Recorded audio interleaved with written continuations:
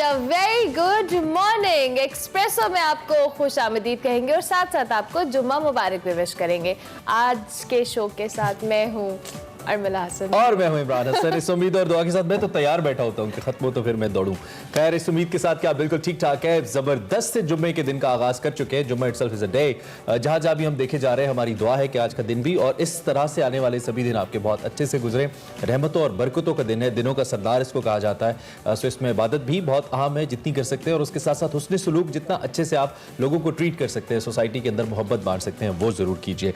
इससे पहले कि हम आगे बढ़े, बहुत ही अहम बात हमने करनी है, और वो क्या है? कोविड के हवाले से। जनाब, कोविड की जो 4th वेव है वो शिद्दत पकड़ती चली जा रही है और आपने देखा है, बल्कि हम सब देख रहे हैं कि केसेस में रोज बरोज इजाफा हो रहा है। कराची की situation it's getting worst. Lahore की हम बात करते हैं, यहाँ पे कुछ कहा जा सकता है अंडर कंट्रोल है, बट कराची में कोविड के केसेस बहुत ज्यादा रिपोर्ट हो रहे हैं। वो ज्यादा जितने भी केसेस रिपोर्ट है वो डेल्टा वेरिएंट के। और कुछ स्टैट्स जो एनसीओसी के मुताबिक 30 जुलाई की हैं जी, 7.79%, यानी कि 100 में से तकरीबन हर 100 में से 8 लोग कोविड का शिकार हो रहे हैं। जो डेथ टोल है वो 86 तक पिछले 24 घंटे तक पहुंचा है, यानी कि 24 घंटे के अंदर 86 अमवात हुई हैं और 4537 मुस्बत केसेस सामने आए हैं, जो कि बहुत ही बड़ा नंबर है। और यहाँ पे उस नंबर के बारे में बताना जरूरी है कि घर में अगर किसी एक शख्स को होता है तो बाकी 4 लोग टेस्ट नहीं करवाते हैं। वो यही समझ के खुद को क्वारंटीन कर लेते हैं कि हमें भी हो ही गया होगा, क्योंकि सिम्टम्स आना शुरू हो जाते हैं। तो ये बहुत बड़ी तादाद है, यानी कि इसको 4 से जरा। और इमरान, दूसरी बात ये कि अगर आपको कोविड हो रहा है आज के दिन, तो इसका एक मतलब ये कि आपको हफ्ता पहले या 4-5 दिन आप कोविड कॉन्ट्रैक्ट कर चुके हैं और आप अपने इर्द गिर्द जितने लोगों से मिलते हैं उनको आप कोविड लगा चुके हैं। तो अगर आपको लग रहा है कि अगर आज आपको बुखार है या कुछ तरह का प्रॉब्लम है, आप 4 दिन पहले या 5 दिन पहले से कोविड का शिकार हुए,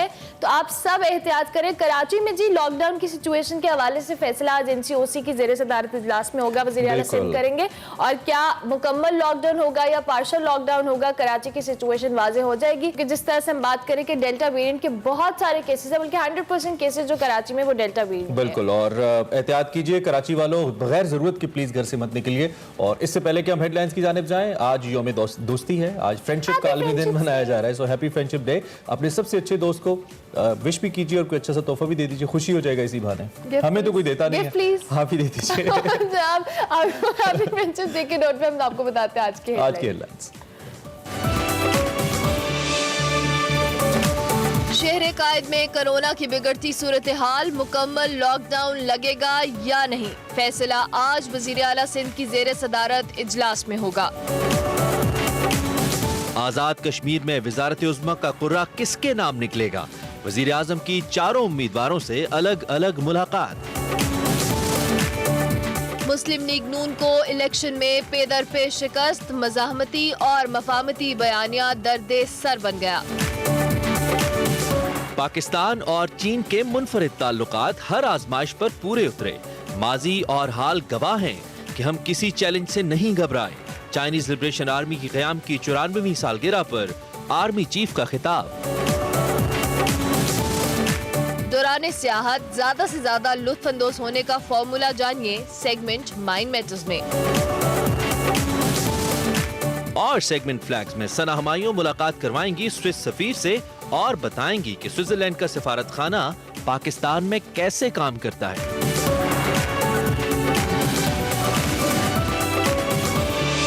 जैसे कि हमने आपको बताया भी, चाइनीज लिबरेशन आर्मी की 94th एनिवर्सरी के ऊपर कल एक बड़ी ज़बरदस्त तकरीब हुई जीएसक्यू के अंदर, जिससे आर्मी चीफ ने खिताब भी किया।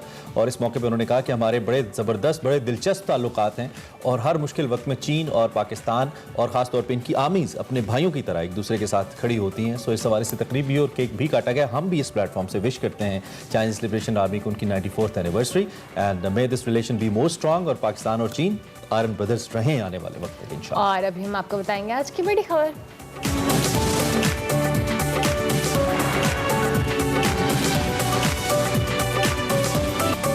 बड़ी खबर में बात करेंगे मुस्लिम लीग नून की। तो इस वक्त नून लीग शदीद मुश्किलात का शिकार है। इस वक्त 3-4 चैलेंजेस हैं ऐसे जो मुस्लिम नून के लिए दर्दे सर बने हुए हैं। पहला तो बयानी की वजह से नून लीग इख्तलाफात, धड़ेबंदी और तकसीम का शिकार है। मरियम नवाज ग्रुप मज़ामती सियासत कर रहा है, जबकि शहबाज शरीफ ग्रुप के हवाले से आपको बताएं तो मुफाहमती सियासत पर जोर दिया जा रहा है और इसके लिए वो नवाज शरीफ के पांव भी पकड़ने के लिए तैयार है। सियासी मुबसरीन के मुताबिक नून लीग के अंदर जो अंदरूनी इख्तलाफात हैं उनकी वजह से PTM भी गैर मौसर होकर रह गई है और अंदरूनी झगड़ों और बयानी की वजह से मुस्लिम लीग नून को आज़ाद कश्मीर में बदतरीन शिकस्त का सामना भी करना पड़ा। बिल्कुल, और इस पूरे इलेक्शन की हम अगर बात करें जो अब तक नताइज सामने आए हैं उसमें मरियम नवाज ग्रुप ही मुतारिक रहा है। शहबाज शरीफ ग्रुप मुकम्मल तौर पर लाताल्लुक रहा है, मुकम्मल तौर पर लाताल्लुक नजर आया है और इसका नतीजा सबने देखा है। आज़ाद कश्मीर इलेक्शन के बाद अब मुस्लिम लीग नून को PP 38 सियालकोट में भी शदीद धचका लगा, जिसके बारे में अता तारड़ कहते थे हम हार गए तो मेरा नाम बदल देना। कल तो उस्मान डार ने कहा कि अब नाम आप खुद ही बता दें क्या रखें आपका। 2018 के जनरल इलेक्शन में भारी लीड से जीतने वाली मुस्लिम लीग नून ज़िमनी इलेक्शन में अपनी सीट का दिफा भी नहीं कर पाई और पाकिस्तान तहरीक इंसाफ ने अपने 3 साल दौरे हुकूमत में पहली बार पंजाब के ज़िमनी इलेक्शन में कामयाबी हासिल कर ही ली।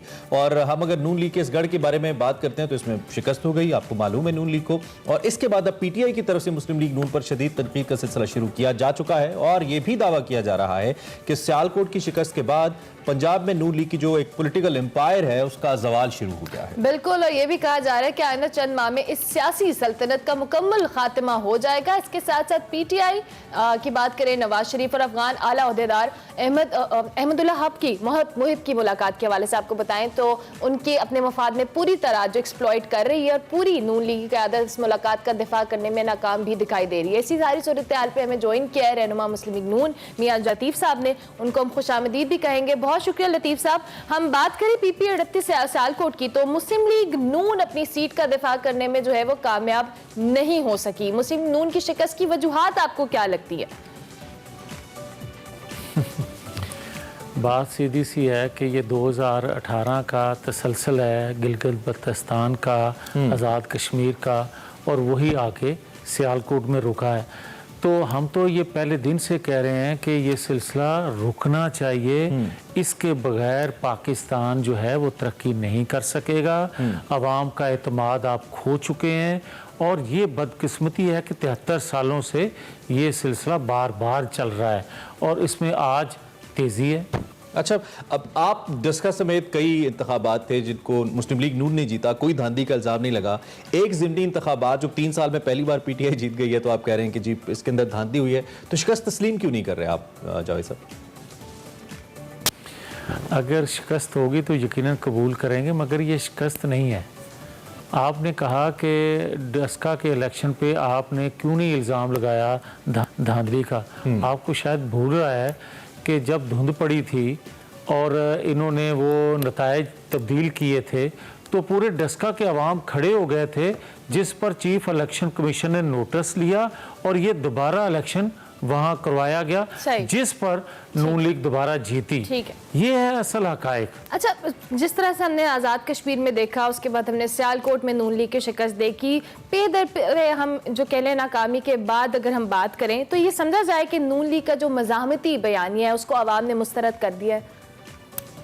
पहले तो मैं आपको क्लियर करता जाऊँ कि मुस्लिम लीग नून का जो बयानिया है वो आइन कानून की बालादस्ती है, और क्या ये बयानिया पूरी पाकिस्तानी कौम में से कोई एक शख्स खड़ा होकर ये कह सकता है कि ये बयानिया गलत है? अदारों में जो लोग काम कर रहे हैं कोई शख्स ये कह सकता है कि ये बयानिया गलत है? ये तो है बयानिया की हकीकत कि ये बयानिया कोई मेरी ज़ात का नहीं है, मुस्लिम लीग की ज़ात का नहीं है।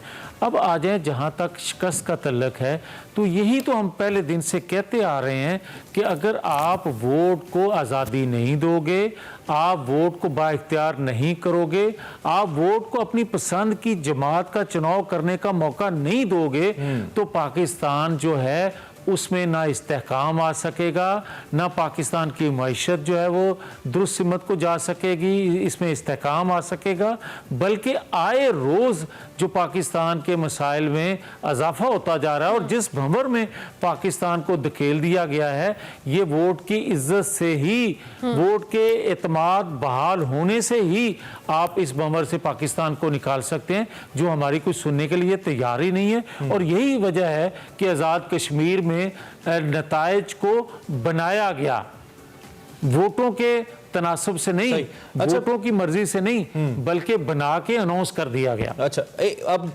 हम अगर अंदरूनी तौर पे जमात की बात करते हैं, इससे पहले नहीं, लेकिन अब ऐसे लगता है कि जो अंदरूनी इख्तलाफात हैं वो बड़े खुल के सामने आने लगे हैं, और ख़ास तौर पे शहबाज शरीफ साहब जो कि मुकम्मल तौर पर आज़ाद कश्मीर में भी हमें नज़र नहीं आए, लाताल्लुक़ नज़र आए, और दीगर पार्टी के मामलात से भी ऐसा लगता है कि लाताल्लुक़ हैं। तो क्या शहबाज शरीफ साहब खुद से लाताल्लुक़ हैं, उन्हें किया जा रहा है, वो आना नहीं चाह रहे, इसके पीछे क्या लॉजिक है, इसके बारे में बताइएगा। मैं फिर वो कहूँगा कि देखिए 35 साल से ये बातें हम रोज़ सुन रहे हैं, 35 साल से कि जनाब शरीफ फैमिली तकसीम हो गई, और शरीफ फैमिली तकसीम नहीं हो रही। और ये इत्मीनान रखें मुखालफिन जो हैं कि ये ऐसा नहीं होने जा रहा।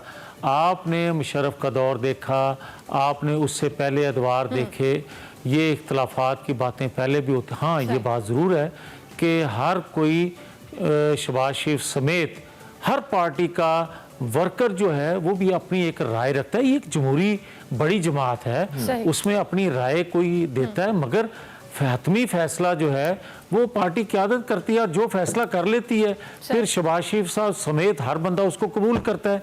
तो इसलिए ये कहना बिल्कुल गलत है। और शहबाज शरीफ जो उनके ज़ुम्मे कायद ने, नवाज शरीफ ने जिम्मेदारियां दी हुई हैं, वो अपने बड़े ऐसे तरीके से निभा रहे हैं। हो गया, ठीक हो गया। अच्छा, सियालकोट में फतह के बाद पीटीआई ये दावा कर रही है कि जो पंजाब में मुस्लिम लीग नून का एक पॉलिटिकल एम्पायर है उसका खात्मा होने जा रहा है। क्या कहेंगे पीटीआई के इस दावे के हवाले से? अगर तो पीटीआई को लोगों ने वोट दिया है तो फिर तो मैं उनकी तमाम दावों में वजन उसको दूंगा। ओ भाई, अगर आप वोट चुरा के, और फिर आप मुझे ये बताएं कि 3-4 माह पहले इसी डिस्ट्रिक्ट में, सियालकोट में, इसकी तहसील डस्का में हम बड़े मार्जिन से इलेक्शन जीत रहे हैं, तो 4 माह बाद इन्होंने कौन सा गुल खिलाया है भाई? कौन सी महंगाई कम कर रही है, बेरोजगारी का खात्मा हो गया है। आप गलतियों पे गलतियां किए जा रहे हैं, जुल्म कर रहे हैं, और रोज पेट्रोल की कीमत बढ़ा रहे हैं, रोज आटे घी की कीमत बढ़ा रहे हैं, गैस बिजली के रेट बढ़ा रहे हैं, और आपको लोग वोट भी दे रहे हैं। फिर जो मैं कह रहा हूं कि ये कोई ऊपर से चीजें नाजल हो रही हैं, वो ही हो रहा है। अच्छा, लेकिन तो वोट नहीं इसमें तो जावेद साहब कोई दो राय नहीं है कि वोटर की राय बदलते वक्त नहीं लगता, कोई एक स्टेटमेंट उसकी राय तब्दील कर सकती है। तो ये नहीं कह सकते कि कोई बहुत बड़ा वाकया हो तो तभी वोटर का माइंडसेट चेंज होगा। खैर, आगे बढ़ते हुए, जब भी इंतखाबात होते हैं, चाहे आप हों या कोई भी दूसरी जमात, इंतखाबी धांधली के इल्जामात लगाती है, और इसमें लगता है कि इस्लाहात नागुज़ीर हैं इस वक्त, लेकिन इस्लाहात हो भी नहीं रही। जब हुकूमत कहती है अपोजिशन को मसला है, अपोजिशन कहती है हुकूमत को मसला है, क्यों आप बैठने को तैयार नहीं है हुकूमत के साथ इंतखाबी इस्लाहात के ऊपर? देखिए, मैं एक बड़ा क्लियर हूं कि जो आपका इलेक्शन कमीशन है वो बड़ा पावरफुल है, बेशुमार इख्तियारात हैं, कानून मौजूद हैं। कानून की ज़रूरत या इस्लाहात की ज़रूरत नहीं है, नीयत दुरुस्त करने की ज़रूरत है। बदकिस्मती से ताकतवर जो होता है वो अपनी ताकत का इस्तेमाल करता है, वो आइन कानून को एक रद्दी की टोकरी में इस तरह फेंकता है कि वो जैसे समझता है कि ये एक रद्दी है और उससे ज़्यादा इसकी कोई हैसियत नहीं है। कानून भी आपको मुनसिफाना इंतखाबात का पाबंद भी करता है। शर्त यही है कि उस कानून को मुकद्दम जाना जाए, उस आइन को दिल से तस्लीम किया जाए। जब तक आप अपनी नीयत को दुरुस्त नहीं करेंगे, उस वक्त तक पाकिस्तान के अंदर साफ शफाफ इंतखाबात होना मुमकिन नहीं है। आप दुनिया में देखें, पाकिस्तान से कमज़ोर चीफ इलेक्शन कमीशन होते हैं, कम पावरफुल होते हैं, मगर वहाँ कोई धांधली का इल्ज़ाम नहीं लगाता। वजह यह है कि उनकी नीयत दुरुस्त होती है, यहाँ नीयत गलत है। ठीक है, लेकिन कोई मैकेनिज्म तो बहरहाल हमें बनाना ही पड़ेगा। थैंक यू वेरी मच, आपका बहुत शुक्रिया, आप तशरीफ लाए और आपने इस अहम मौके के ऊपर हमसे बात की। हमारे साथ पाकिस्तान मुस्लिम लीग नून की क़यादत मौजूद थी। लेकिन इस वक्त हम अगर मजमूई तौर पर बात करते हैं तो इंतखाबी इस्लाहात वाकई नागुज़ीर है जी। जब तक नहीं होंगी, जो हारेगा वो कहेगा धांधली हुई है, और इसी धांधली के शोर में फिर आवाम सफ़र करती है। चलें जी, ब्रेक लेते हैं, ब्रेक के बाद हाजिर होंगे। आप देखते रहिए एक्सप्रेस।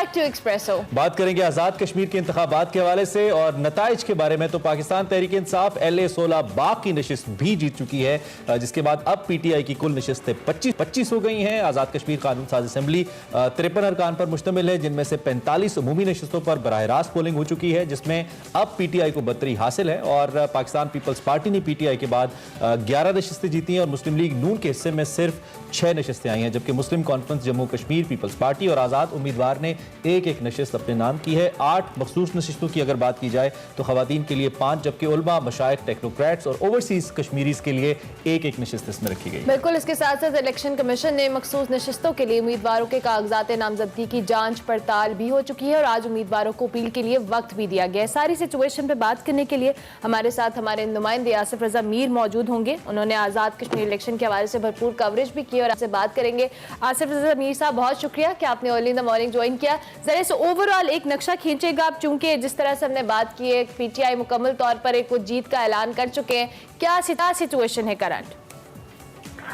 जी बिल्कुल ऐसा ही है जैसे आपने बयान किया है। और मैं इस वक्त मौजूद हूँ आज़ाद कश्मीर के ज़िला बाग। इंतहाई खूबसूरत वैली है, हल्का LA 16 बाग के कल जो 4 पोलिंग स्टेशन आम इंतखाबात के दौरान हंगामा आराई की वजह से जहाँ पे पोलिंग मुमकिन नहीं हो सकी थी, तो कल उन पे दोबारा से री पोलिंग हुई है। अच्छा। और यहाँ पे इंतहाई सख्त सिक्योरिटी के इंतजाम थे, पाक फौज, रेंजर्स और आज़ाद कश्मीर पुलिस के जवान, जिसकी वजह से कल कोई नाखुशगवार वाकया पेश नहीं आया। क्योंकि ये जो 4 पोलिंग स्टेशन है इमरान, हम वहाँ जगह जगह गए, इंतहाई दूर दराज जगह थी, इंतहाई मुश्किल थी और वहाँ पे पहुँचना इंतहाई दुश्वार गुजार जो है ना एक अमल था।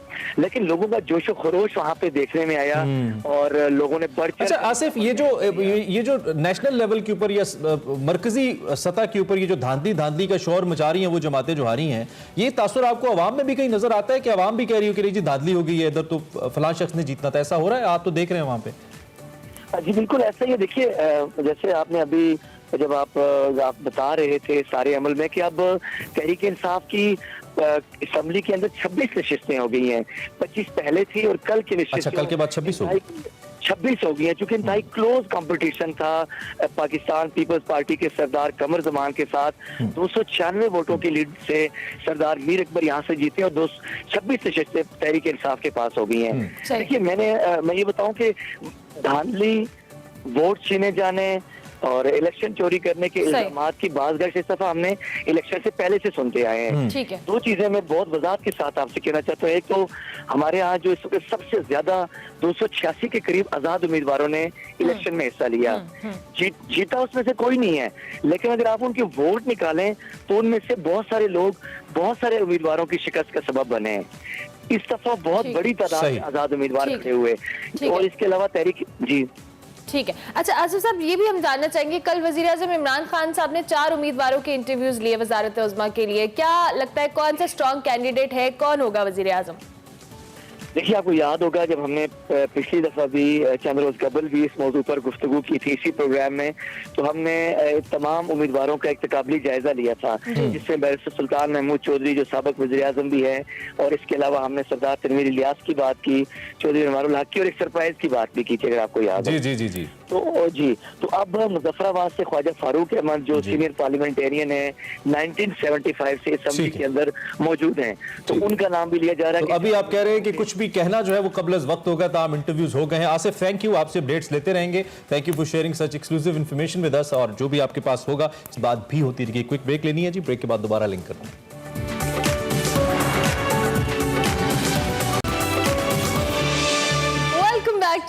और अब प्रोग्राम में आगे बढ़ते हैं। अहम शख्सियात और जबरदस्त अचीवर से आपकी मुलाकात हम कराते रहते हैं, लेकिन आज की ये वाली जो स्टेटमेंट है या ये वाला जो सेगमेंट है या शख्सियत है, ये हमारे लिए ज्यादा ही खास है। उसकी वजह ये है कि इससे पहले कि हम उनका नाम लें, थोड़ा सा आपको बताते हैं कि ये जो जदीद दौर है इसमें दुनिया सिमट के रह गई और हर कोई डिजिटलाइजेशन की जानिब आ रहा है। हमारे साथ जो शख्सियत मौजूद हैं, आप इनको हमारे शो में अक्सर देखते हैं और इनका तज्जिया तो देखते ही आप, लेकिन इन्होंने इस वक्त एक ऐसा काम किया है, एक ऐसी अचीवमेंट की है जिसने सिर्फ हमारे नहीं पूरी कौम का सर फखर से बुलंद किया है। और PR और मार्केटिंग को लेकर जो अवार्ड दिया जाता है 40 अंडर 40, इन्होंने अपने नाम कर लिया है। और इस वक्त जैसा कि हमने रेफर किया है कि पूरी दुनिया इस जानिब आ रही है, तो इनका ये अवार्ड ये भी बताता है कि अगर पाकिस्तानीज चाहें तो वो पाकिस्तान से उठकर दुनिया के किसी कोने में भी जाकर अपना नाम बना सकते हैं और दुनिया भर के लोगों को शिकस्त दे सकते हैं। और ये पहले पाकिस्तानी है जिनको ये अवार्ड दिया गया है, और बेसिकली अवार्ड उन लोगों को दिया जाता है जो पीआर की दुनिया में अपना नाम बना रहे हैं और जो कह रहे हैं दुनिया को समेट रहे हैं मवासलात के निज़ाम को। तो हमारे साथ इस वक्त बिलाल लाखानी मौजूद हैं। बिलाल,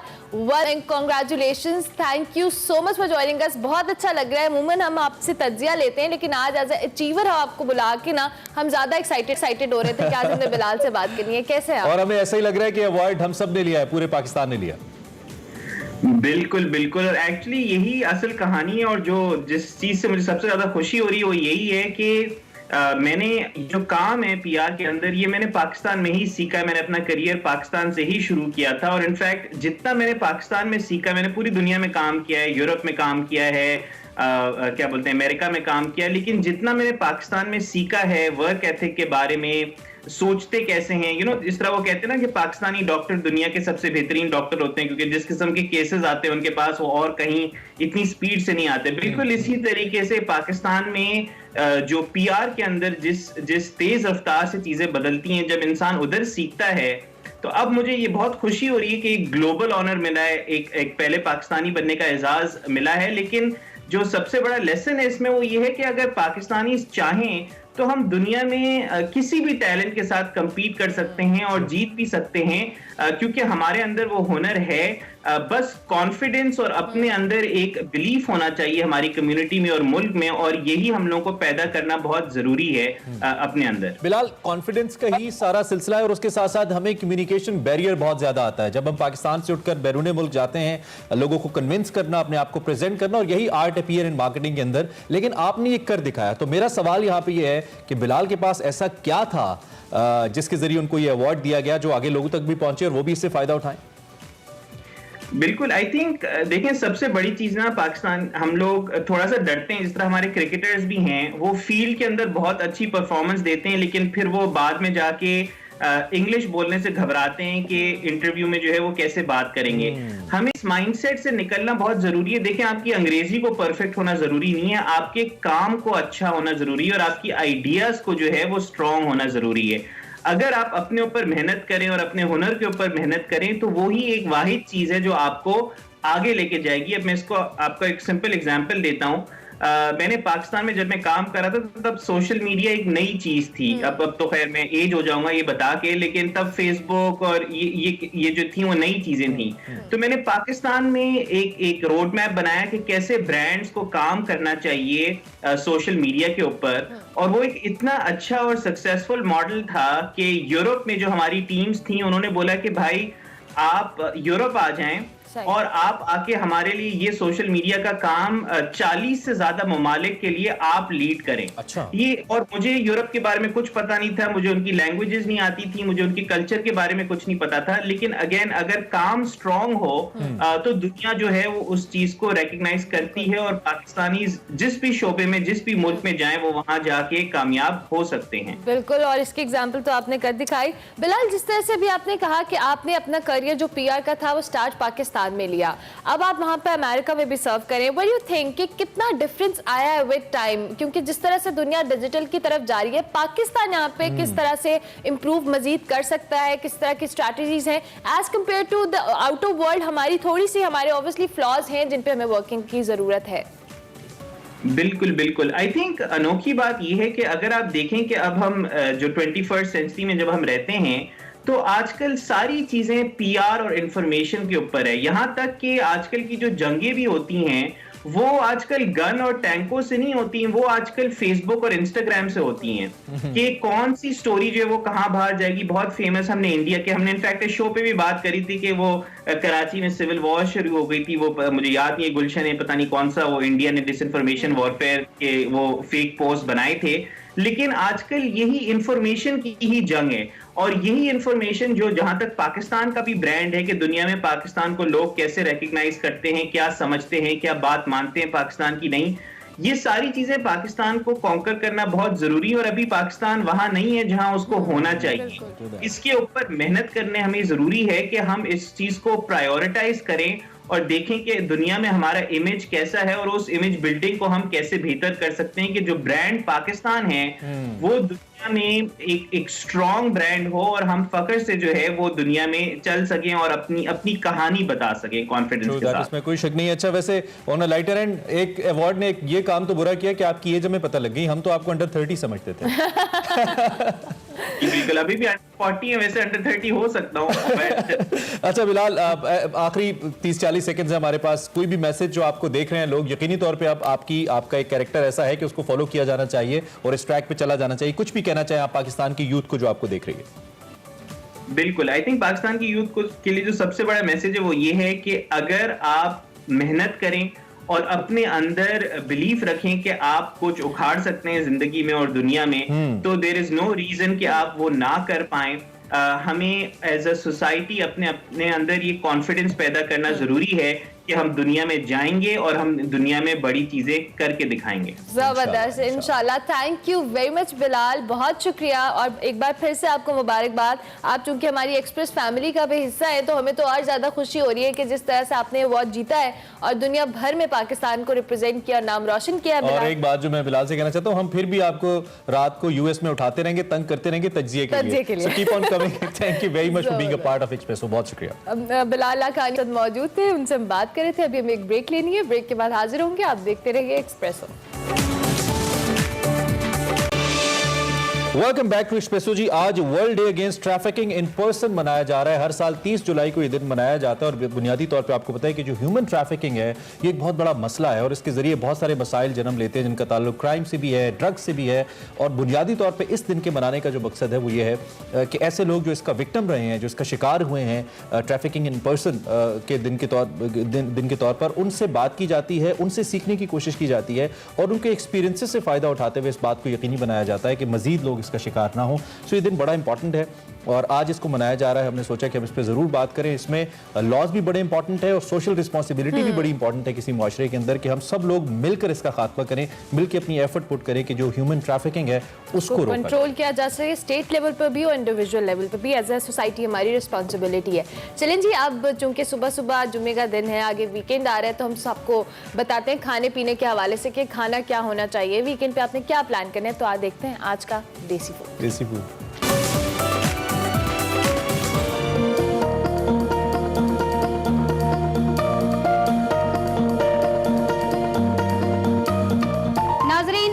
आई हूँ इस्लामपुरा में, जहाँ पर है जियो झूले लाल वाले। इनके पास बारबेक्यू की इतनी ज़्यादा वैरायटी है कि मैं आपको सारी बताती हूँ, जिसमें है मलाई बोटी, टिक्का बोटी, मसाला बोटी और टंगड़ी बोटी। और इसके बाद इनकी जो स्पेशलिटी है वो है हुक स्पाइस। ये हुक स्पाइस है क्या और ये बनता कैसे है और इसका टेस्ट कैसा है, चले आए चलकर देखते हैं।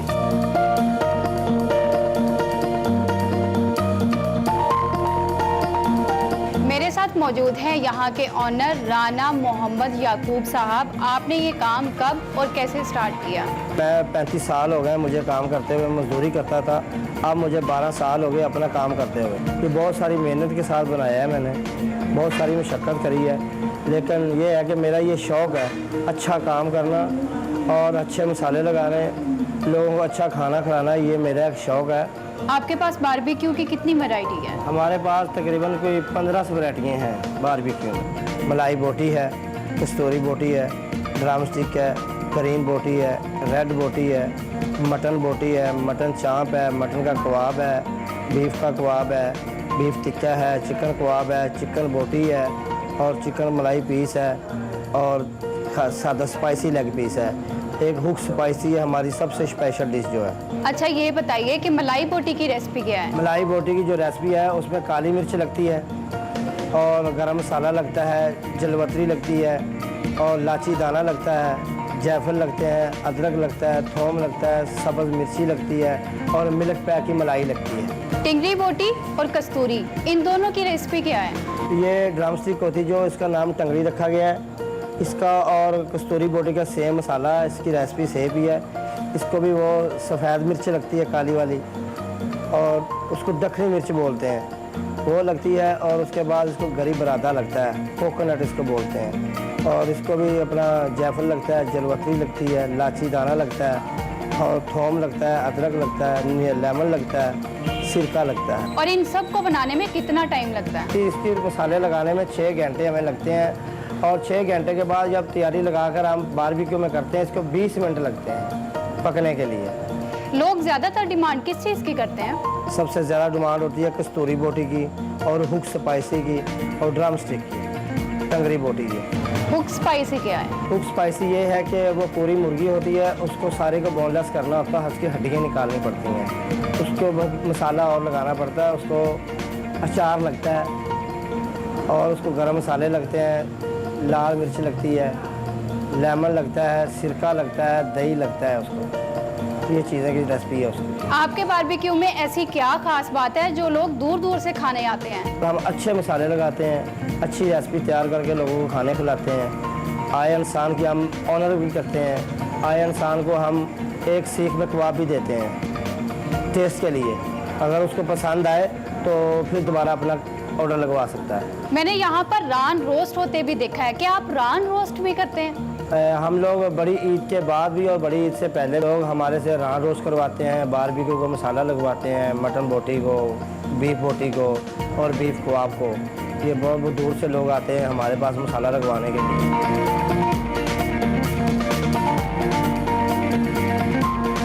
आपने क्या ऑर्डर किया था?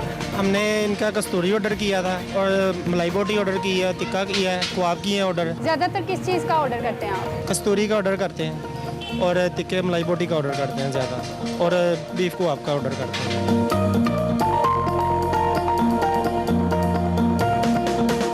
आपने क्या ऑर्डर किया था? हमने मलाई बोटी और चिकन कबाब, चिकन टिक्का और कस्तूरी। इस एरिया में वैसे भी ना इनकी शॉप काफ़ी पुरानी है और इनका टेस्ट सबसे बेहतर है, इसलिए रेगुलर हम फैमिली के साथ ना इधर ही आते हैं ज़्यादातर।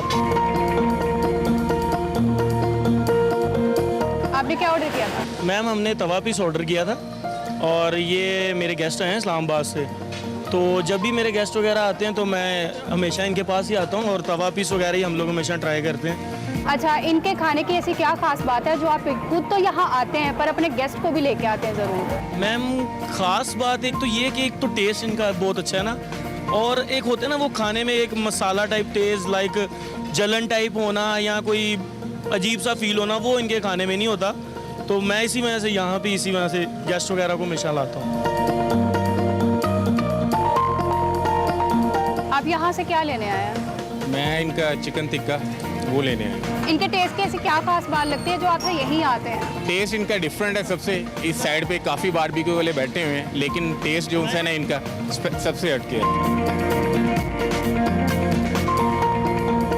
मेरे लिए कस्तूरी बोटी, मलाई बोटी और टिंगड़ी बोटी आ चुकी है, इसको ट्राई करते हैं। नाजरीन, वाकई कस्तूरी बोटी बहुत ज़्यादा लजीज है, आप लोग भी एक बार ज़रूर ट्राई करें। मिलते हैं अगले नए देसी खाने के साथ। अल्लाह हाफिज। Welcome back to Expresso. Show के दूसरे हिस्से में आ चुके हैं। आप मुझे क्यों देखते हैं जब मैं वेलकम बैक करती हूं? बस ये मैंने ऑन एयर बता दिया ना, फिर आपने मुझे कहना है कि क्यों बताया। ये भी नहीं बताऊंगा मैं आपको। इस वक्त हमने फ्लैग्स पे जाना है, हमारा सेगमेंट है और आप यूजुअली इसको फ्राइडेज को देखते हैं। आज हम स्विस एम्बेसडर्स के पास जाएंगे और सना हमायूं ने उनसे क्या पूछा, स्विट्जरलैंड के अंदर लोगों की लाइफ कैसी है और पाकिस्तान के अंदर स्विस एम्बेसी कैसे काम करती है। ये सारे मौजूआत हैं जिस पे बात होगी। सो देखते हैं आज का फ्लैग्स।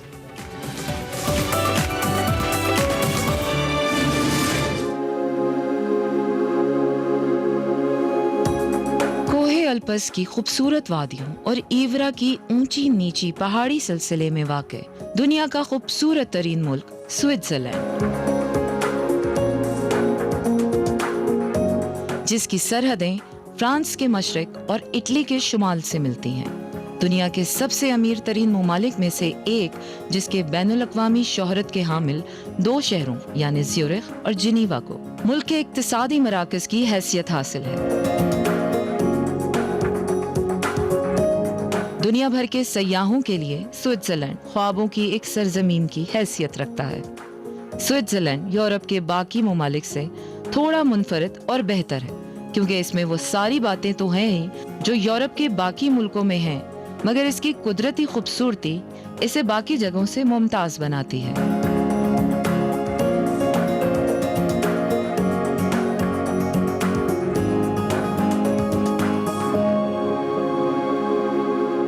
अस्सलाम वालेकुम। फ्लैग्स के एक और एक्साइटिंग एपिसोड में आपको खुशामदीद कहती हूँ। आज मैं मौजूद हूँ स्विस एम्बेसी में, जहाँ पर मैं आपकी मुलाकात करवा रही हूँ his excellency Benedict the Sarja से। His excellency, I welcome you in flags and जनाब सफीर, हमें अपना कीमती वक्त देने पर मैं आपकी शुक्रगुजार हूँ। आप एक साल पहले पाकिस्तान आए। पाकिस्तान में रहने का तजुर्बा कैसा रहा? So far, how is your living experience in Pakistan? Even under difficult COVID corona के बावजूद मेरे लिए ये साल काफी दिलचस्प रहा। मुझे आपके मुल्क की डाइवर्सिटी देखकर बहुत हैरत हुई। 5 दरियाओं के दामन में वाक़े आपका ये मुल्क मुझे बेहद पसंद आया है। यहाँ आकर मुझे खबर हुई कि पाकिस्तान दुनिया की कदीम तरीन तहजीबों में से एक है। मुझे ये बताकर खुशी होगी कि हमारी एम्बेसी ने यूनेस्को, वर्ल्ड बैंक, यूरोपीय यूनियन और मिनिस्ट्री ऑफ एजुकेशन के इश्तिराक से ये किताब शाया की है, लंडी कोतल टू वाका। So I still अगले 2-3 साल मैं यहाँ बहुत घूमने वाला हूँ। For the next 2 or 3 years. Sounds wonderful. So how have you find? आप बेशुमार ममालिक में रहने का तजुर्बा रखते हैं। पाकिस्तान के लोग आपको कैसे लगे? You have been through. So indeed, I already have 35 years in the diplomatic career, so I've seen a lot of different places, different of जी हाँ, मैं पिछले 35 सालों से सिफारतकारी कर रहा हूँ। मैंने कई ममालिक देखे हैं। पाकिस्तान के लोग बहुत मेहमान नवाज हैं। वो नए लोगों से मिलने पर बहुत खुश होते हैं। कुछ चीज़ें देखकर मैं हैरान हूँ, जैसे कि यहाँ के लोग बारिश देखकर बहुत खुश होते हैं और एंजॉय करते हैं, जबकि स्विट्जरलैंड में हमें बारिश कोई खास पसंद नहीं। It's the opposite.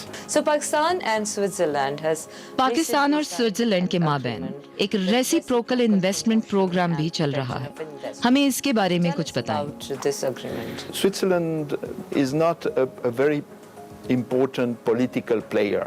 सियासी तौर पर स्विट्जरलैंड ज्यादा सरगर्म नहीं है, लेकिन मुआशी लिहाज से पूरी दुनिया में हमारा रोल नुमाया है। इस प्रोग्राम का बुनियादी मकसद स्विस कंपनियों को पाकिस्तान में लाना है। स्विट्जरलैंड एक इन्वेस्टर की हैसियत से पाकिस्तान में काम करना ज्यादा पसंद करता है। It means that yes, Switzerland is relevant for Pakistan as an investor. So while visiting Sika, Pakistan factory in Sundar, आपने हाल ही में सीका फैक्ट्री का दौरा भी किया। कंस्ट्रक्शन इंडस्ट्री को फरोग देना पाकिस्तान की मईशत के लिए कितना जरूरी है और आप इसमें क्या रोल अदा कर सकते हैं? 3 weeks ago, while visiting Lahore, जी हाँ, चंद हफ्ते पहले मैंने दौरा लाहौर में इस कंपनी का दौरा भी किया था। जिन नए तरीकों से वो काम कर रहे थे, मुझे देखकर हैरत हुई। पाकिस्तान में कंस्ट्रक्शन इंडस्ट्री इस वक्त बेहतर काम कर रही है। पुराने इकोनॉमिस्ट कहा करते थे कि अगर आप अपनी इकोनॉमी को ऊपर ले जाना चाहते हैं तो कंस्ट्रक्शन इंडस्ट्री को काम करने दें। मुझे खुशी है कि सीका पाकिस्तान की तरक्की में किरदार अदा कर रही है। Among many others, playing a role, and I'm sure that they also enjoy this dynamic trend. So I would like to know the economy. अब मुझे स्विट्जरलैंड और पाकिस्तान के मौशी ताल्लुकात के बारे में कुछ बताएं। Well, as I already said before, दोनों ममालिक के माबैन तिजारत बहुत अहम है। हमारा पूरे साल का तिजारती हुजूम 600 मिलियन अमरीकी डॉलर है। स्विट्जरलैंड तिजारत से ज्यादा इन्वेस्टमेंट को जरूरी समझता है। स्विस कंपनियां यहाँ इन्वेस्ट कर रही हैं, जिससे यहाँ काम करने के मौके भी पैदा हो रहे हैं। इसके अलावा हम सयाहत में भी इन्वेस्टमेंट कर रहे हैं। आजकल कोरोना की वजह से सयाहत में इतना काम नहीं हो रहा, लेकिन मुझे पूरी उम्मीद है कि जब ये कोरोना खत्म होगा तो स्विस सयाह फिर से पाकिस्तान का रुख करेंगे। Switzerland is popularly known as the heaven. Switzerland आम तौर पर दुनिया की जन्नत समझा जाता है। Mountains. You say so, but Pakistan is even. ये तो आप कह रही हैं। पाकिस्तान तो स्विट्जरलैंड से भी ज्यादा खूबसूरत है। Much more than Switzerland. That's what I would like to know. यही तो मैं आपसे जानना चाह रही हूँ कि आपको पाकिस्तान कैसा लगा, यहाँ का लैंडस्केप कैसा लगा? Areas or tourism overall. So of course, obviously, as a Swiss ambassador, I can speak Switzerland का सफीर होने के नाते मैं पाकिस्तान के शुमाली इलाके बहुत घूमा हूँ। मैं 2 दफ़ा सवात, चित्राल, गिलगित बल्तिस्तान घूम चुका हूँ। मुझे पूरा मुल्क बहुत पसंद आया है। मैं बस बलूचिस्तान नहीं गया, लेकिन सिंध और पंजाब घूम चुका हूँ। मुझे मुल्तान, बहावलपुर, चोलिस्तान बहुत पसंद आया है। स्विट्जरलैंड में पहाड़ ज्यादा से ज्यादा 4000 या 5000 फुट लंबे हैं, लेकिन पाकिस्तान के पहाड़ हमारे वालों से तकरीबन 2 गुना ज्यादा बड़े हैं। K2 दुनिया की बुलंद तरीन चोटियों में से एक है। यकीनी तौर पर पाकिस्तान एक खूबसूरत मुल्क है। मैं अभी हुंजा और क्राक्रम वैली जाने का भी प्लान बना रहा हूँ। My next trip will certainly be Hunza and the Karakorum. सयाहत में मुझे आपकी खासी दिलचस्पी नजर आ रही है। आप पाकिस्तान को क्या मशवरा देना चाहेंगे कि किस तरह हम अपनी सयाहत को बेहतर बना सकते हैं? The field of infrastructure. Pakistan को अपना इंफ्रास्ट्रक्चर बेहतर करने की जरूरत है। Fantastic, and it's getting interesting. ये इंटरव्यू मेरे लिए बहुत मालूमाती रहा। इंटरव्यू के रस्मी सवालात खत्म हो गए। अब मैं आपकी पर्सनल लाइफ, आपके लाइक्स, डिसलाइक्स जानना चाहूंगी। Personal life, or to know your likes or dislikes or hobbies. So आप रहिए मेरे साथ।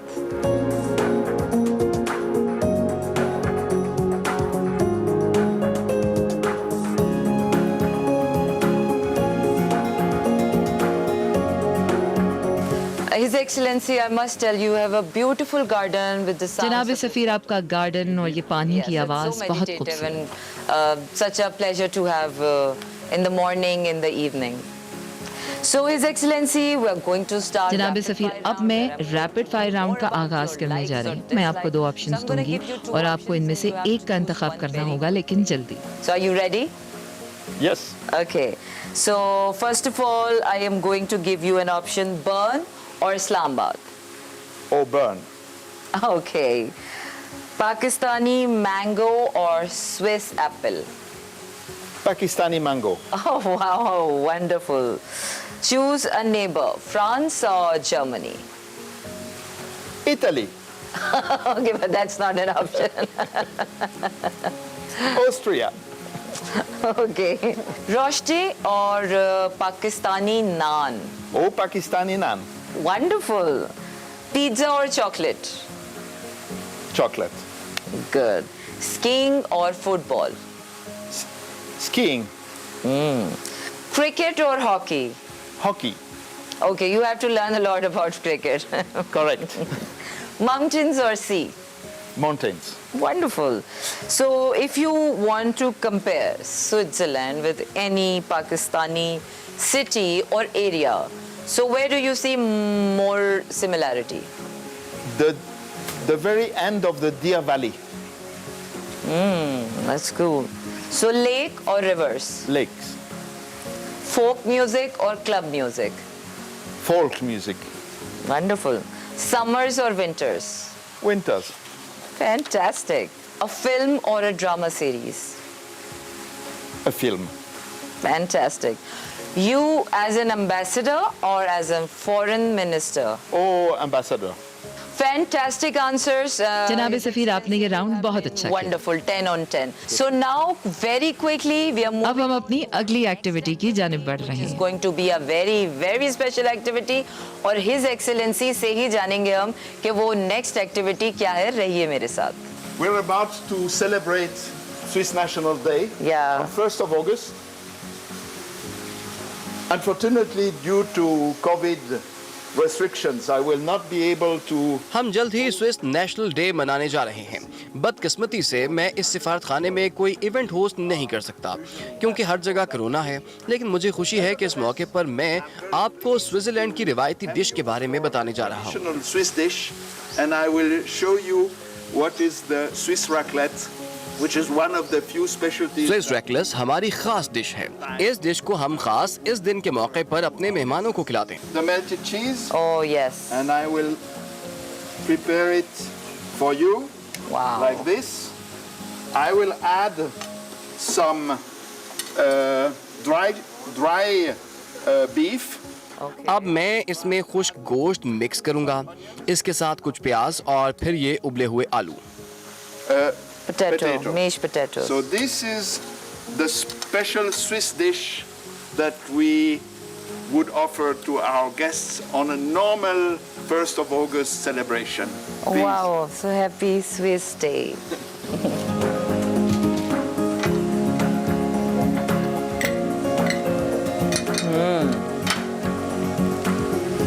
This is raclettes and this is so juicy, so yummy and it's fantastic dish. और ये स्विट्जरलैंड के नेशनल डे पर इसी तरह एक दूसरे को खाना पीना जिस तरह नॉर्मल हमारी सेलिब्रेशन होती है. So that has been a fantastic experience with Swiss ambassador and I hope कि आपने ये एपिसोड एंजॉय की होगी जितनी मैंने की है. अगले हफ्ते फिर आपसे मुलाकात होगी किसी नए गेस्ट के साथ. तब तक रखिए अपना ख्याल. मुझे दीजिए इजाज़त. अल्लाह हाफिज़. एक बार फिर खुशामदीद. और अब बारी है हमारे सेगमेंट माइंड मैटर्स की. और माइंड मैटर्स का आज का टॉपिक बहुत इंटरेस्टिंग होने वाला है. अगर आप कहीं सैर करने के लिए जाते हैं एज ए टूरिस्ट, आप किस तरह से मुस्तफीद हो सकते हैं और वहाँ पे आप किस तरह से एंजॉय कर सकते हैं, ये बता रहे हैं वकार अहमद मलिक और हिना नियाज़ी माइंड मैटर्स में. Over to you guys. Thank you Imran and Nirmala. Waqar साहब, आज हम बात करेंगे कि जब एक टूरिस्ट कहीं ट्रैवल करता है तो वो उस जगह से मैक्सिमम फ़ायदा या मैक्सिमम किस तरह से गेन कर सकते हैं. क्या वो चीज़ें हैं जो एक टूरिस्ट को किसी भी जगह जाके करनी चाहिए.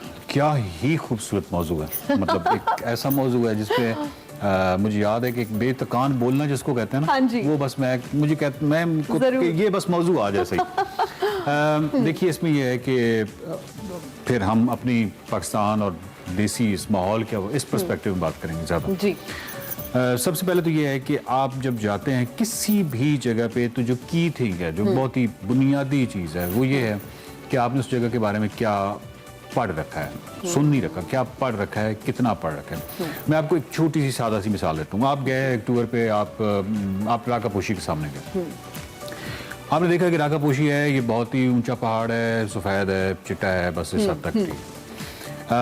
कुछ वो लोग आपको वहाँ नज़र आएंगे जो वहाँ पे 2-2, 3-3 घंटे बैठे हुए हैं और वो उस पहाड़ को घूरे जा रहे हैं, उसको दूरबीन से देखे जा रहे हैं, उसको देखी जा रहे हैं, मुआयना कर रहे हैं. अब आपके लिए हो सकता है ये हैरानकुन बात हो कि ये पहाड़ को कितना क्यों इस तरह तो यही मतलब एक ग्लिम्स ही होता है देखने के लिए. लेकिन राकापोशी का मतलब ये नहीं है. राकापोशी का मतलब ये है कि 140 साल उसकी तारीख, उसके एक्सपीडिशंस की तारीख, किस एक्सपीडिशन ने किस जगह पे फंस गई थी, किस हद तक राकापोशी चैलेंजिंग माउंटेन साबित हुआ 1958 तक. और इसके अलावा इसका जो नॉर्थ वेस्ट रिज है वो दुनिया का लॉन्गेस्ट रूट है टुवर्ड्स समिट. उसके अंदर जो कैथेड्रल है या जो नन्स हेड है, तो वो नन्स हेड पे कौन कौन गया था, यहाँ पे कौन गया था, किस जगह कौन फंसा था. इसके जो बेस कैंप्स हैं या इसकी तरफ जो अप्रोच की जाती है राकापोशी को, वो बगरोट वैली से बैक साइड से की जाती है, इस साइड से की जाती है, और फ्रंट से अभी तक कामयाब नहीं हुई. एंड ब्ला ब्ला इतना कुछ राकापोशी पे. अच्छा, फिर उसकी एक कल्चरल कनोटेशन कि इस पे जो परियां हैं, जो मंसूब परियां या मिथ्स हैं, उन परियों के नाम क्या हैं, उनकी परियों की जो फोक टेल्स राकापोशी वो क्या है. ये तमाम चीज़ें जब आप पढ़ के जाएंगे या आपको ये मालूम हो कि ये तकरीबन 8000 ही है, 7896 मीटर है. सो तकरीबन 100 मीटर कम है 8000 है. सो ये तकरीबन 8000 है. तो ये दुनिया का वो तकरीबन 8000 वाहिद पहाड़ है जिसके दामन से सड़क गुजर रही है, कराकोरम हाईवे. दुनिया के किसी पहाड़, इतने बुलंद पहाड़ के करीब से तस्वुर भी नहीं किया जा सकता है कि कोई सड़क गुजरी. तो इसके दामन से गुजर रही है. इसके जो नॉर्मल लैंड है, कल्टिवेटेड नॉर्मल जो लैंड होती है, जिस तरह हम नॉर्मल एल्टीट्यूड की, उस नॉर्मल एल्टीट्यूड से ये राइज करता है 7890 मीटर, यानी बिल्कुल नॉर्मल उस लैंड से एकदम. इसका जो राइज है ये भी दुनिया का वाहिद पहाड़ जिसका राइज है. फिर अगेन जो मैंने देखा है कि लोगों को ये आइडिया नहीं होता कि ये जो चिट्टा पहाड़ है राकापोशी, इसके साथ वाले चिट्टे या सफेद क्यों नहीं है. बिकॉज अगर आपके पास कोई ड्रोन कोई इस तरह का हो या हेलीकॉप्टर हो या कोई ऐसी चीज़ हो जिसमें आप 3D उसको मुआयना कर सकें, यानी आप किसी उस चीज़ पे बैठ के उस पहाड़ की तरफ पैरेलल आ जाएं, तो आपको आइडिया होगा कि जो बाकी पहाड़ यहाँ इस पर्सपेक्टिव में हमें बराबर नजर आ रहे हैं. ये जो बाकी पहाड़ हैं ये उस पहाड़ के यहाँ तक हैं, ये यहाँ तक हैं. ये बीच में एक बुलंद तरीन पहाड़ है, लेकिन आपको पर्सपेक्टिव उस तरह होता है क्योंकि आप नीचे होते हैं तो आपको इस तरह आइडिया नहीं होता. ये वो तमाम चीज़ें हैं जो अगर आपको मालूम होंगी, कराकोरम हाईवे के बारे में मालूम होगी, नागा पर्वत के बारे में मालूम होगी, टॉपिक डिफरेंट एंगल्स एक्सप्लोर करेंगे, थार के डेजर्ट के बारे में मालूम होगी, उसकी पूरी 1000 साल हिस्ट्री के बारे में मालूम होगी, उसके पौधों, दरख्तों, फोक टेल्स, वो तमाम चीज़ें आपको पता होंगी, तो उन चीज़ों के अंदर एक मीनिंग डेवलप हो जाता है, आपकी टूर के अंदर एक मीनिंग आ जाता है। अदरवाइज बस आप जा ही जा रहे हैं। ये था पॉइंट नंबर 1। पॉइंट 2 इससे भी अहम है, वो ये है कि हमारा एक अजीब सी दौड़ होती है कि जिस तरह हम ऑफिस आते हैं ना तो एक कार्ड पंच करते हैं अटेंडेंस का। हमारा एक थोड़ा सा प्रॉब्लम ये होता है कि कोशिश ये की जाती है कि अगर 10 दिन की छुट्टी है या 8 दिन की छुट्टी है तो पर डे कोई 5-6 जगह तो कम से कम विजिट की जाए। और अब आपने मिसाल के तौर पे आपने देखा कि राकापोशी ओके आगे चले कार्ड पंच हो गए, आगे चले। क्यों आप कार्ड पंच करके आगे जा रहे हैं? क्योंकि आप कहीं बाद में अपनी किसी निजी महफिल में किसी ने राकापोशी की बात की तो आपने कहना है भजन देखा हुआ राकापोशी आपने नहीं देखी हुई, उस वक्त तक नहीं देखी हुई जब तक आपने उसकी सुबह नहीं देखी हुई, उसके दामन में बैठ के, उसकी शाम नहीं देखी हुई, चाय नहीं पी हुई शाम को, आपने मून लाइट को नहीं देखा हुआ राकापोशी में पढ़ते हुए, राकापोशी को डिफरेंट वेदर्स में नहीं देखा, डिफरेंट उसमें ये तमाम चीज जब आपने राकापोशी को जब तक एब्जॉर्ब नहीं किया उसकी सारी फील को, सारी चीज़ों को, तो आपने राकापोशी नहीं देखी। सो जो फॉरेनर्स टूरिस्ट हैं, जो नॉर्मल एक टूरिस्ट का, जो मैच्योर टूरिस्ट का बिहेवियर है, जो पाकिस्तान में भी नजर आता है आप, वो ये है कि अगर 8 दिन हैं तो मैं एक सिंगल डेस्टिनेशन पे जा रहा हूँ अपने जहन में रख के।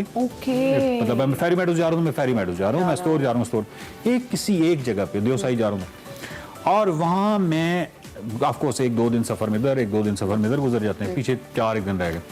तो आप ये कहते हैं कि मैं बच्चों के साथ या खुद जा रहा हूँ तो वो मैं 4 दिन वहाँ गुजारूंगा, एक्सप्लोर करूंगा। ठीक है। अब मैं क्योंकि एक होटल मैनेजमेंट से एक ताल्लुक रहा है, तो मैं आपको अपनी होटल के बारे में बता सकता हूँ कि वहाँ पे फॉरेनर्स का रवैया क्या होता था कि वो 10 दिन के लिए आए या 15 दिन के लिए आए तो सुबह उठे हैं, बाहर आए हैं, आलू बुखारा कहीं देखा है तो वो खा लिया है, थोड़ी देर बाद कहीं नाश्ता किया है, चाय पिया, अच्छी कोई अपने साथ बुक्स लेके आए होंगे जिन्होंने पढ़नी है, थोड़ी देर किताबें पढ़ी हैं, किताब पढ़ने के बाद अभी इसको 2 घंटे होंगे, 3 घंटे वापस जाके फिर सो गए हैं, फिर कहीं 2-3 बजे उठे हैं, फिर दोबारा कहीं लोकल से गपशप की है, फिर उधर कहीं किसी शेफर्ड के साथ चले गए हैं, फिर वापस आए हैं, फिर ये नहीं उनका एक मामूल है 10 दिन का और इसके अलावा कुछ नहीं करते।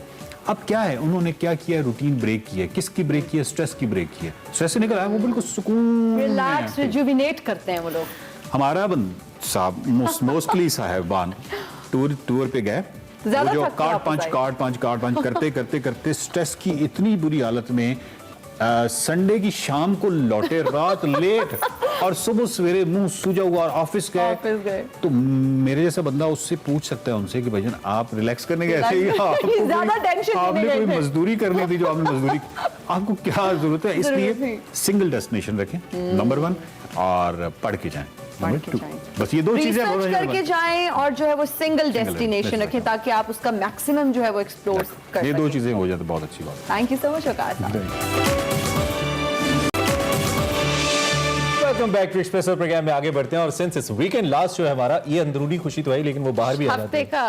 हफ्ते का आखिरी, अच्छा हाँ मैंने कहा हमारा तो बस तो खैर हमारे इस शो के अंदर यूजुअली हम कोशिश करते हैं कि नए टैलेंट को आपके सामने लाते रहें, कुछ ऐसी आवाजें जो कम सुनने को मिलती हैं या नहीं सुनने को मिलती, उनको हम एक प्लेटफॉर्म दें कि वो आए और अपने आप को इंट्रोड्यूस करवाएं। और ये हमने सरप्राइज रिवील कर दिया, हमारे साथ आज भी एक ऐसी फनकारा, एक ऐसी सिंगर, एक ऐसी यंग सिंगर मौजूद है। इकरा मंजूर की हम बात करें जिनकी आवाज़ बहुत ही खूबसूरत है और ये जो गज़लें वो बहुत अच्छी गाती हैं। मेरे ख्याल से जिस तरह से हमने इनकी आवाज़ सुनी है, आज हम इनको लाइव हमने सोचा कि सुनेंगे बैठकर। और हम वेलकम करते हैं इकरा मंजूर हमारे साथ मौजूद हैं। इकरा, वेलकम टू एक्सप्रेसो, कैसी हैं आप? Thank you so much for having me here and मैं बिल्कुल ठीक हूँ। आप दोनों कैसे हैं? बिल्कुल ठीक ठाक। इकरा, सबसे पहले तो अपने सिंगिंग के शौक के हवाले से बताइए, ये शौक कैसे हुआ? हाँ, सिंगिंग का शौक़ इस तरह था कि बचपन से ही जैसे बच्चे पोएम्स गाते हैं, मैं नाते पढ़ती थी स्कूल में एंड नेशनल सॉन्ग स्पेशली जब 14th अगस्त आता है तो I will be in the front ना, तो इवन टीचर्स वर फ्रस्ट्रेटेड कि यार क्या हर बार तो आई वाज लाइक कि नहीं मुझे करना है मुझे करना है। तब तो इतनी प्रैक्टिस वगैरह भी नहीं होती थी, बस रैंडमली गा रही होती थी। बट स्लोली इतना ज़्यादा मैंने गाया अपने बचपन में कि वो आवाज़ जो है वो आहिस्ता आहिस्ता खुद ही सेट होती गई। या तो then many people suggested me that you should in fact I have made my own social media accounts official in my university अब आकर 1 साल 2 साल पहले। तो it was like many people have suggested me कि यार you should pursue it ना, तो I said okay I will. तो फाइनली फिर आपने कहा कि आपको गाना चाहिए। बिल्कुल। इससे पहले कि मजीद बात करें, लोग कहेंगे कि हमने तो उनको सुना नहीं, ये तो इतनी बड़ी बड़ी बातें करी हैं, तो जरा लोगों को सुना दीजिए कि आप कैसा गाती हैं, फिर हम फर्दर गपशप लगाते हैं। कुछ भी। ओके, तो गज़ल है फरीदा खानम ने भी ये गाई है। तो हबीब अली मोहम्मद की ये ओरिजिनल है। तो आज जाने की जिद ना करो। वाओ। या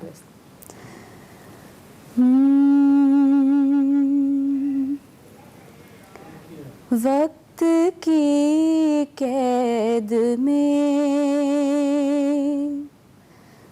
जिंदगी है मगर वक्त की कैद में जिंदगी है मगर चंद घड़ियाँ यही हैं जो आज़ाद हैं, चंद घड़ियाँ यही हैं जो आज़ाद हैं, इनको खो कर कहीं जाने जहाँ उम्र भर ना तरसते रहो, आज जाने की जिद ना करो, यूं ही पहलू में बैठे रहो, आज जाने की जिद ना करो, हाय मर जाएंगे हम तो लुट जाएंगे, ऐसी बातें किया ना करो, आज जाने की जिद ना करो। Beautiful. Amazing. Are you from some like classical singer family or something? या नहीं, nothing. लगता है ऐसा नहीं है, इतने पक्के सुर तो बहुत मुश्किल से आते हैं। तो please। अच्छा, तो किस तरह का म्यूजिक इकरा वैसे आपको पसंद है? Basically, classical music is one of my favorites, but ऐसा नहीं है. I love rock, pop as well. मुझे like I really want to be a singer in future कि हर तरह का म्यूजिक जानती हो और गाती भी हो. किससे इंस्पायर हैं आप? Inspired, there are a lot of names. कोई एक दो नाम? मेहदी हसन. मेहदी हसन खान साहब. अच्छा, तभी. और अभी जो हम नई जनरेशन की बात करें, इसमें किसी को आप आइडियलाइज करती हो? Yeah, it's a difficult question. मुश्किल हो जाता है। कोई बात नहीं, मतलब कोई एक मेल सिंगर की बात कर दे, फीमेल की बात कर दे, कोई आपको पसंद हो? वेस्टर्न म्यूजिक में आई लव डुआ लिपा. मतलब मुझे वहाँ काफ़ी सिंगर्स हैं ऐसे जो बहुत ज़्यादा इंस्पायर करते हैं. या do you practice at home और you just random? Because of study मुझे ज़्यादा बिल्कुल टाइम नहीं मिलता. इनफैक्ट ऑन सोशल मीडिया जो अपलोड करनी होती हैं वीडियोस बनाकर, उनके लिए भी मेरे पास टाइम नहीं होता. बिकॉज प्रैक्टिस के बगैर इतना पक्का गा रही हो आप, तो आप जो प्रैक्टिस करेंगी या कोई उस्ताद आपके साथ होंगे तो फिर तो मुझे लगता है वैसे. अच्छा, अब एक इम्तिहान ले लेते हैं हम इकरा का. शी सेड कि जी मैं गज़ल गाती हूँ लेकिन मैं हर किस्म का म्यूजिक करना चाहती हूँ. सो आप स्विच करें ज़रा, कोई स्विच मारे कोई. आप अच्छा बताना जरूरी है व्यूअर्स आपको कि इनका जो ताल्लुक है वो लैया से है. सो सराइकी बेल्ट से इनका ताल्लुक है और ये सराइकी भी बड़ी कमाल गाती हैं. तो जरा स्विच कर लेते हैं, कुछ सराइकी हमें सुनाइए. श्योर. अच्छा, ये है सोना सांवला जो मंसूर मलंगी का आपने शायद नाम सुना होगा. तो उनका ओरिजिनल है. उसके बाद हुमैरा चंदा ने भी गाया है. शफाउल्ला खान उनकी अभी रिसेंटली डेथ हुई थी, उन्होंने भी गाया. Many people have covered it. तो ये है. एंड मैं ये भी बताना चाहूँगी कि I have uploaded this special clip song सोना सांवला जब मैंने किया तो many people have liked it, specially from the Saraiki belt, DJ Khan, Layyah. And I was like really people, इतना तो अच्छा नहीं गाया मैंने. तो लेकिन हम सुनेंगे, आप सुनाइए. श्योर.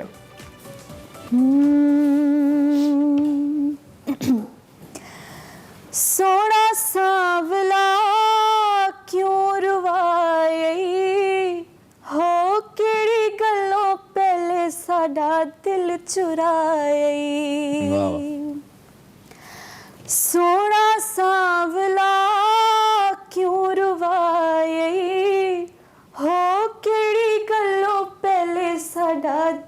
चुराए कहंदे नावे दिल मेरा यार लाए कहंदे नावे दिल मेरा यार लाए हो मेरे खा गए शरीकां दे वाह वाह कड्डण वल सोना सांवला कड्डण वल सोना सांवला हो वतन साडे गरीबां दे हो वतन साडे गरीबां दे।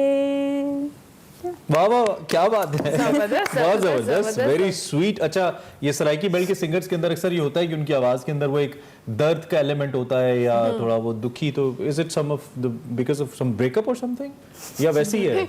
नो ऐसा कुछ नहीं है, ये दर्द का ही नहीं है वैसी आवाज में। वो समटाइम्स होता है ना कि यू बिलोंग फ्रॉम एक्चुअली कहते हैं ना दिल टूटे तो आवाज में दर्द आता है, दिस इज व्हाट पीपल से। मैं कहता हूँ कि ऐसा नहीं है, मतलब बंदा गरीब हो तब भी मेरी इसकी आवाज अच्छी हो जाती है।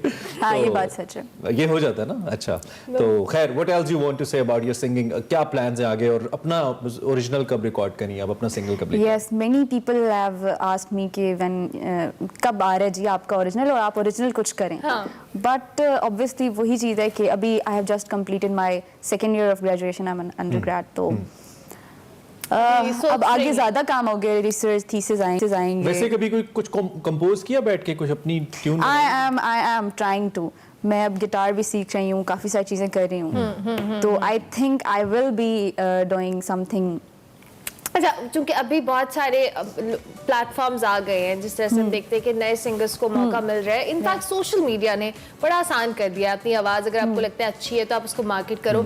इसको समझती हो कि इससे एक पॉजिटिव चेंज आया है या कंपटीशन ज़्यादा हो गया या हर कोई ज़्यादा एक्सप्रेसिव हो गया? नहीं, I think being expressive when it comes to your passion, तो ये तो एक अच्छी चीज़ है, चाहे कंपटीशन ज़्यादा आए या कम हो, ठीक है। अगर आप कोई भी बच्चा या बंदा आगे आ रहा है अपने पैशन को लेकर, तो it's a very good thing. नहीं, लेकिन ज्यादा लोगों के आगे आने से समटाइम्स आर्ट सफर भी करता है ना, कि हर कोई उठा के शुरू कर देता है, तो उसमें जो जेन्युइन लोग होते हैं, जो अच्छे लोग होते हैं, वो थोड़े पीछे हो जाते हैं। दैट इज हैपनिंग, क्योंकि लाजमी नहीं है कि आप अच्छे सिंगर हैं तो आप अपने आप को अच्छा सेल भी कर सकते हैं, मार्केट भी कर सकते हैं। But this is up to the audience ना, ऑडियंस भी इतनी वो नहीं होती, डम नहीं होती, they know what is like, what is good and what is not. तो एंड पर जो बंदा ऊपर आ रहा होता है, मैं ये नहीं कहती कि हमेशा ही ऐसा होता है कि जो बहुत अच्छा टैलेंट हो वो आगे आता है, कुछ ऐसे लोग हैं जो पीछे रह जाते हैं, specially from the Saraiki belt. अच्छा, ये मैं आज स्ट्रांगली एग्री, क्योंकि ऐसे बड़े प्लेटफॉर्म्स पे कुछ ऐसे सिंगर्स आए जिनको चांसेस मिले, उन्होंने दो गाने बड़े बड़े प्लेटफॉर्म्स पे गा दिए, कोई उनको आज भी नहीं जानता, बिकॉज वो एक नेपोटिज्म और वो पर्ची कल्चर समटाइम्स जब सामने आता है। टाइम हमारे पास बहुत कम है, एक तो मैं बहुत अच्छा लगा कि आप आई हमारे शो के अंदर, और बहुत कम लोग इतना अच्छा गाते हैं यंग एज के अंदर। आखिर में आप क्या सुना रही हैं अपनी पसंद का? एनीथिंग आखिर में भी करना था कुछ। अच्छा, आप दो ही याद करके आई थी? नहीं, ऑब्वियसली नॉट। हम आपको मैं सिर्फ 2 के लिए प्रिपेयर करके आई थी खुद को। कुछ भी जो आप आम रूटीन में गुनगुनाती हैं आप वो भी गा सकते हैं। ओके, नयरा नूर की है ये। सो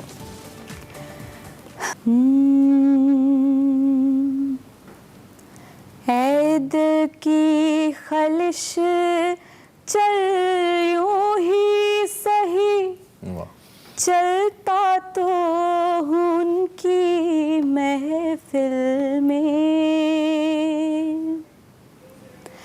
ऐ दिल की खलिश चल यूं ही सही, चलता तो हूँ उनकी महफिल में, उस वक्त मुझे चौंका देना जब रंग पे महफिल आ जाए, ऐ जज्बे दिल गर मैं चाहूं हर चीज मुकाबिल आ जाए, मंजिल के लिए 2 गाम चलूं और सामने मंजिल आ जाए, ऐ जज्बे दिल गर मैं चाहूं।